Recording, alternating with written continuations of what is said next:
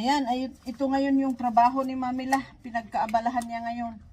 Maglilinis ng porch. Ayan mga anak. Kasi walang tatulong sa iyo. Ako lang. Si Daddy Lo naman doon sa grass. Ako naman dito sa kasi hindi si Daddy Lo marunong maglinis dito. Kaya yun. Pero may motor naman tayo di ba? Yan lalagyan ng sabon. Ito ang trabaho natin ngayon mga anak. Mag-scrub ng mag-scrub.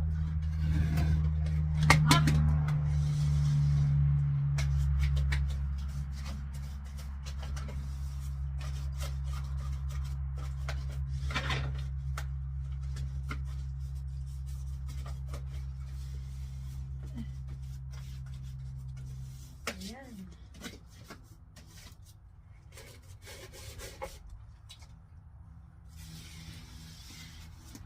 Ayan, paputiin natin yung ating porch. Linis na.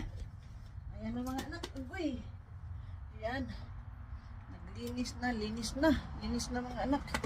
Kaya pwede nang pumasok si Mamila. Tapos na ang paglilinis. Ayan o. Agoy, kakapagod.